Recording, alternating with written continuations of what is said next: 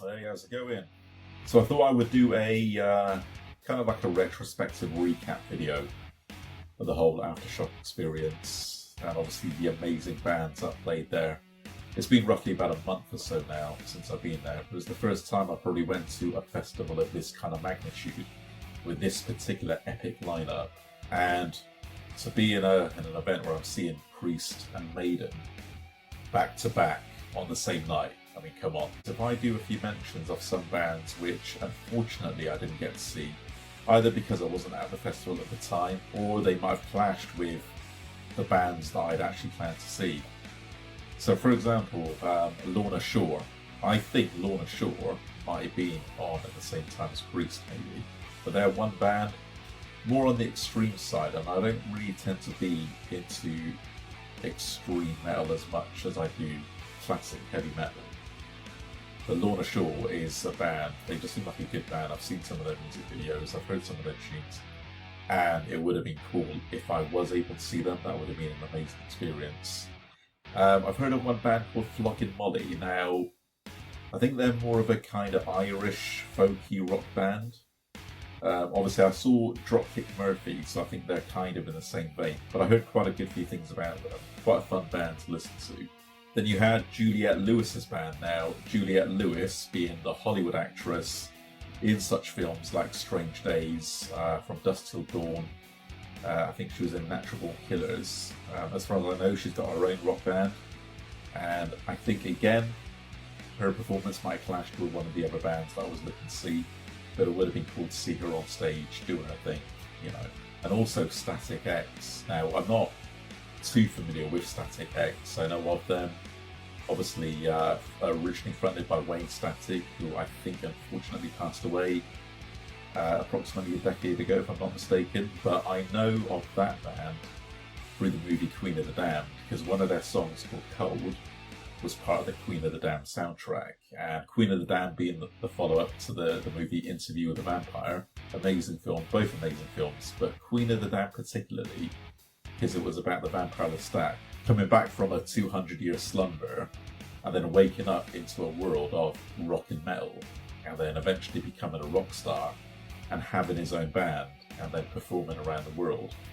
And obviously Static X's Cold, that was one of the songs that was featured in the film. But yeah, the first day, now seeing Cypress Hill, that was the first band I actually saw when I got into the festival. And yeah, that was really random. I didn't actually expect Cypress Hill to be on the bill.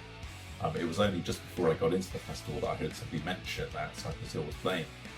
And yeah, that was really cool seeing them. Now obviously I'm not into hip hop, but just to see it kind of mixed up a bit, and seeing such a legendary band like Cypress Hill playing all the kind of tunes from the early 90s that I recognised that when I was a teenager. And I guess with hip hop, a lot of metal fans do appreciate and are into hip hop, I find, even though I'm not massively into hip hop myself.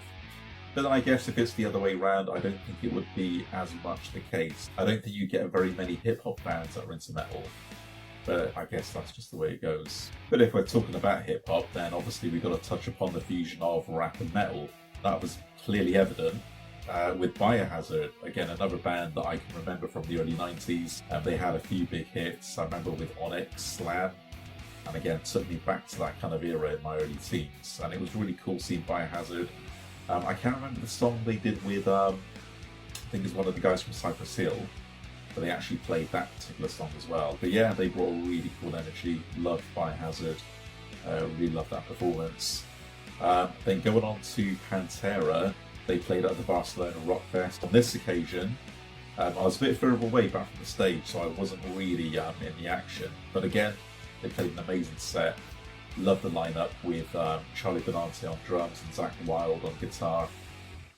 Phil Anselmo commands that stage. He's such an alpha don of the metal world. Just his kind of mannerism, his voice, his power, his projection, everything. Yeah, it was really cool to see them again.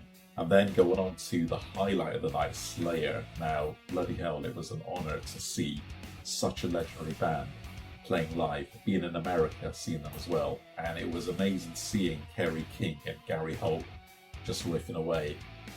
I remember seeing Gary Holt at another show in my hometown when he played with Exodus. And obviously they were doing a tour with Testament and Death Angel. And that was, I think that was roughly about 4.5 years ago, just before the pandemic hit. And that was a blinding show. They really blew the roof off that venue. And then day two. Now, the first band I came into on day two was Architects. Really cool British metalcore band, and amazing performance. Such an amazing set. The singer Sam Carter really commanded the stage, really commanded the audience. At Architects, that was a blinding set to actually come into on day two. Really good. I'd have to probably say, apart from Slipknot, which I'll come to in a bit, I'd say the highlight for me in day two was Evanescence. Now obviously Evanescence, I really love the kind of female fronted or kind of power metal-y symphonic bands. They had the big hit in the early 2000s, Bring Me to Life, which they actually played towards the end of the set. And it was amazing to hear that live, and Amy Lee, honestly, you know, she's like an angel. You know, especially just those very ethereal kind of melodic vocals, especially the intros to some of the songs. It was amazing. It was awesome to see them play in America. It was just really cool. Now Slipknot, I don't think I've ever experienced such a brutal pit, such an intense crowd surge, and it was just crazy. And I've actually read on I think forums or online somewhere that I think Reddit, where people were actually making comments saying that they thought that they were going to die, that they were panicking being in the crush. And there were moments where I'd actually felt like that. Luckily, I managed to kind of back off and get more to the kind of bit further back in the crowd. But yeah, Slipknot, amazing show. I love Corey Taylor, the way he kind of engaged the crowd as well. Unfortunately, the only sort of disappointment is I didn't get to hear my favourite Slipknot song, which is Duality. I would have loved to have seen that being played live. And it was all down to the fact that it was the 25th anniversary of their first album. So Corey Taylor, as it shows on the video, he addresses the crowd and he says that they're not playing anything past the year 1999, so they're pretty much playing the first album in their entirety. Even so, banging set, really amazing experience. Now day three was the big one for me, and on that particular day I actually went into Sacramento town for the first time, because the previous days I was just mostly at the festival. But this day, being a Saturday, I chose to kind of like go into the town, see some of the old town, see the waterfront, that part of town, the old town. It's got that kind of very western frontier town saloon kind of vibe. So yeah, I kind of explored some of the area, some really cool shops, and then eventually then made my way to Aftershock. And then I was with a few others at that point, and the first band that we kind of came into was Stain, I think it was. Now Stain, that's a very interesting band, I've not heard of them before. But what I liked about that particular band is they seemed to kind of switch styles. They had a very, they had a lot of versatility in their different styles. So one song would be quite rocky, and the next one would be almost kind of like a new metal sort of sound. So yeah, really good. It's almost like they're kind of genre hopping, but in a really cool way that kind of worked. And then following on from that, so the people I was with, they went on to see Breaking Benjamin. Now that clashed with Body Count, which I definitely wanted to see. Now Body Count, Ice-T, again, I remember them coming out in the early 90s, first song Cop Killer, back around 92, 93, again when I was an early teen, being into metal for the first time. So again, that brought back a lot of really good memories, really interesting memories of that time. And it was just cool to see Ice-T on stage. He's a fucking legend. You know, obviously he's got his persona as being a hip-hop guy, but very much a metal guy as well. His friend Ernie C, who's the guitarist in Body Count, they were in high school together, I think Crenshaw High School in LA. And Ernie C, he was a bit of a kind of, you know, guitar aficionado, and I guess that's how Ice-T got into metal as well. And Ernie C, just some of the riffs he played, you can tell that he's very much inspired by Tony Iommi and Sabbath. Some of those riffs, I can just imagine Tony Iommi coming up with those riffs. But Ice-T himself, you know, for a guy who's like 66, 67 years old now, bloody hell, he kills it at that age. You know, he's got that still got a very youthful energy about him. The way he addresses the crowd, the way he performs. And again, they played a blinding set. Now, I wasn't there for the entirety of the set, so I was there for a good few songs. And then the big one, Judas fucking Priest. The whole highlight of this festival for me personally. Now, I actually saw Priest before in Birmingham in the UK back in March of this year. They had Saxon and Uriah Heep as the warm-up bands, and I remember Saxon that night. They were amazing. But on this occasion, Priest totally killed it, opening up with Panic Attack, which is the first single from the new album, Invincible Shield. But yeah, it seems like it's become a bit of a staple now in the current live shows, which they open up with, you know, having the kind of curtain and then the curtain raising up and then showing the band, and yeah, a really amazing effect for the performance. And yeah, you know, they totally killed it. Rob Halford, bloody hell, at 73 years old, he still got it, he can still scream it out. And Richie on guitar, Andy Sneap obviously taking Glenn's place in terms of Glenn Tipton's place in terms of the live performance. Ian Hill, who just again seems ageless, you know, just being that kind of solid backbone, that bass god, bass hero. And Scott Travis, the double kick demon, you know, him and Ian Hill really just keeping up that thunderous bottom end. And they were only on for about an hour. It wasn't a massively long set, because I'm guessing that they were aware that Maiden were going to be coming on after them, and obviously Maiden were the headlining act that night. But still, you know, short but sweet, all killer, no filler, you know, a combination of tracks from the new album, including the title track, which is an absolute ripper, and then the classics like Electric Eye, Painkiller. And yeah, just seeing a pit break out for Painkiller was just amazing. And then finished off by Living After Midnight. And yeah, now obviously Maiden were on after them. And I think that there was a bit of a kind of questionable debate as to whether Priest should have been the headlining band of the night. And there's always a bit of a kind of debate generally about who the bigger band is. Now, I'd say with Priest, they're the older band, and I would say more the influential band. They kind of influenced Maiden themselves, and they influenced a lot of bands, especially the original Twin Axe Attack of KK Downing and Glenn Tipton. Probably in all of metal history, probably the best Twin Axe Attack out of any band.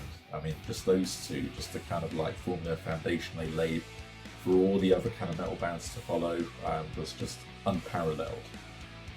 Yeah, and obviously then following on in the current day, Richie Faulkner and Andy Sneap in the live performance capacity, they still kind of carry that on. You know, that kind of Priest machine still rolls on with those two amazing guitarists. Now Maiden, on the other hand, now I'd say that they're the bigger band in terms of their commercial success.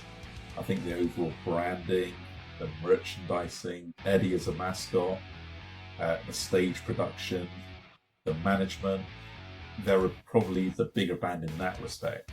And the Priest performance particularly, and the whole festival, that's the one set where I felt a lot of the kind of crowd synergy, a lot of connections to crowd. You know, kind of like, I think when Hellbent for Leather was playing, and then just kind of singing along, and then the guy next to me, like a really old looking dude who's probably like my age now when that song came out, and we're just like looking at each other and just singing the, you know, just singing the words. It's just, you know, stuff like that, little things like that. Fucking amazing moment. And then afterwards, going on to Maiden, going from the Priest set to the Maiden set, and I remember it was like a mad rush, because everybody wanted to get from what was called the Shockwave stage, where Priest was playing, to the Jack Daniels stage, where Maiden was due to play. And obviously then, Maiden, they did a fairly good set. I am an Iron Maiden fan, you know, I've been, especially the era from the debut album up to Fear of the Dark, that classic era before Bruce Dickinson initially left the band. Although I do appreciate the Blaze Bayley era, especially the X Factor album, and then obviously some of the stuff from Brave New World onwards when Bruce Dickinson returned to the band along with Adrian Smith, and the material that they did subsequently from that album onwards. But yeah, now with Maiden's performance, yeah, it was a good performance. I wouldn't say I was massively blown away. And it seems like, although they played quite a few hits, now they started off with Somewhere in Time, the title track. And this tour that they're currently on is the Days of Future Past tour. Primarily a lot of the material from the Somewhere in Time album, together with material from the new Senjutsu album. So they opened up with Somewhere in Time, always loved that song. And then my favourite of the album Stranger in a Strange Land. Probably one of my favourite Iron Maiden songs ever. It's such a fucking amazing song. It's got that really kind of magical 80s vibe to it. And it's just an epic song overall. It's Adrian Smith's solo in that song. Fucking love that. But what I found with this particular show, and is because I'm kind of picking up the crowd vibe as well, and I think on this particular occasion, I don't think the crowd really connected too well with the Senjutsu material as much as they did with the more classic tracks. So it didn't really kind of, for me, have the same kind of vibe and energy as Judas Priest set. Now that could be because I was quite far back from the stage during Maiden's performance, so I wasn't really kind of up close and amongst it.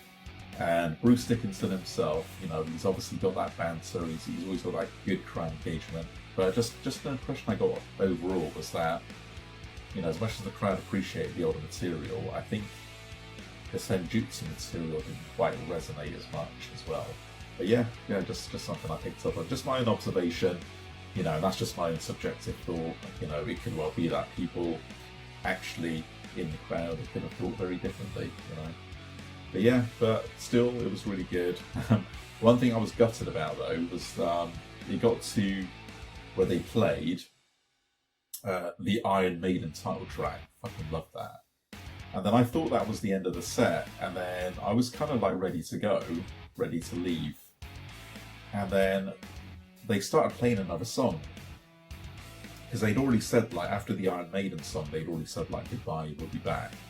So it kind of seemed like that they were leaving, and then about a moment later they came back on. And another song started playing, and it sounded like one of their Senjutsu songs. I think it was, I can't remember which one it is, but I thought, okay, well maybe I can leave that one. So I remember when I kind of left the grounds of the festival, and you're walking across a bridge to get to where the pickup point is for all the cabs and buses, etc. And there's a bridge. Now when you go along the bridge, you can still hear all the music still going on at the festival. And as I'm walking off the bridge, it was about 10 minutes on, then I can hear the bloody Trooper playing. I thought, fuck, I fucking missed that. And then they went on to play Wasted Years, and that was like the end. And I thought that the Iron Maiden song was the end of the set, so I was really gutted that I'd already left and I kind of missed the Trooper and Wasted Years, but fuck it, what can you do? So now day 4, the final day. Now I was considering not going to Aftershock for the final day, because I initially had a plan to maybe go back into Sacramento town and see a bit more of the town, probably explore other parts of the city. Oh, I was so hungover because I drank so much on day 3, the evening of day 3. I even dread to think how much money I must have spent, because the drinks there at Aftershocks, the drink prices there were fucking extortionate. Literally like $13, $14 for a can of beer, and also about $20 for a vodka and Red Bull. And I had a fair few of them down me. And the next day I was just literally hanging. I was, not in a good state. But then, so I wasn't really in the mood to go back downtown. But then the one thing that kind of got me back to the festival was Disturbed, because I definitely did not want to miss their set as well. And also Motley Crue. I was a bit kind of intrigued about Motley Crue, even though I'm not really a big fan of that particular band. So what I ended up doing on day 4, was I actually walked from the hotel I stayed at, which is kind of equidistant between the airport and the festival site, Discovery Park. And it's like a 3-mile walk, and I think it was kind of good as well, because it really kind of cleared my head. But I wasn't really feeling 100%. I wasn't really in much of a mood to kind of, interact with people or whatever. I was just kind of in my own vibe. But going on day 4, one of the bands, like a new band that I discovered, was one called Shadows Fall. Really good band. As far as I understand, they're a metalcore band. Not heard of them before, but amazing performance, some really good riffage. Really kind of like got me going. So that was a good start to day 4. And then going on to Disturbed performance, and again, Disturbed, a band that I've been into quite a long time, and it was just an absolute amazing experience to see them live. Seeing David Draymond on stage. Now, obviously, David Draymond, one of my favourite metal vocalists, he's just got that very distinct style, that very percussive vocal style that is quite inimitable, and I don't think it's been really done before. You know, he's kind of just like created a style and really kind of made that his own, which I really love. And they played a good few songs that I like. They played quite a few songs from the latest album. I think they opened up with Hey You from the last album, which I think is Divisive. I think it's called the last album. They played that and another song called Bad Man. Those were the two main singles from that album. Really good songs. And then a good few classics as well, like 10,000 Fists, Stupefy from some of the earlier albums. And also they did the performance again, I think from the latest album, the ballad, which is Don't Tell Me. Now on the actual album and the music video, he's actually duetting with Ann Wilson from Heart. But for the live performance on this show, there was a girl on stage duetting the song with him. I don't know who the girl was, but amazing singer. And yeah, it was just really nice just seeing that performance. And then towards the end of the set, Down With The Sickness. And again, that's one of the songs that I can remember at first hearing on the Queen of the Damned movie. And it was really cool just being at a festival in California when the movie also featured a metal festival in California where a performance of Down With The Sickness was being featured. So that was really cool. So yeah, and then so Disturbed set, amazing, was really worth kind of making it to day 4 of the festival. And then on to Motley Crue. Now, never really been like a massive fan of Motley Crue. Like I'm aware of them, you know, Tommy Lee with the whole sex tape scandal, Vince Neil and all his various misdemeanors. And obviously they were one of the main bands in the kind of whole 80s hair metal glam era, you know, one of the major Sunset Strip bands from that time. And yeah, I kind of like stayed for a few songs from their performance. But then it got to a point where I was just kind of ready to call it a night. But I enjoyed a few of the songs. Subsequently though, when I actually saw kind of highlights of Motley Crue's performance, the bits that I hadn't actually stayed on to see, I actually remember seeing there's actually a short on YouTube or on TikTok or whatever of apparently Tommy Lee coming to the front of the stage and complaining that not enough of the girls in the crowd were getting their tits out. And obviously he's probably like thinking back to the time when back in the 80s when they were in their peak and their heyday, God, probably girls were like baring their tits like left, right and centre. So I think he was kind of like moaning about it. And obviously he's now like a 60-odd-year-old man. And then I think some girl in the crowd did then oblige him. So I think, yeah, he was happy with that. Yeah, overall, in summary, and obviously then I flew back the next morning. And overall, yeah, good experience, amazing experience. I'll probably go, depending on the lineup next year, I'll probably go again.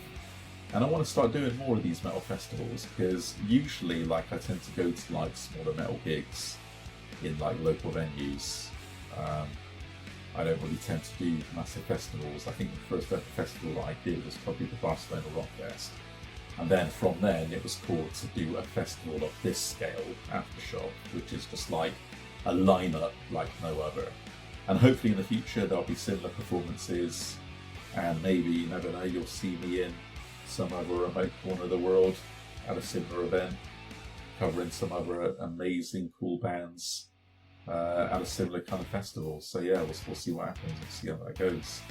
And then I think also what I'll probably plan to do as well is just do maybe 1 or 2 more videos touching upon my love of bands like Iron Maiden, Judas Priest in particular, how I got into these bands, touching upon some of their discography, some reviews of certain albums, maybe doing some rankings and stuff like that. So yeah, alright, anyway guys, I'll see you later.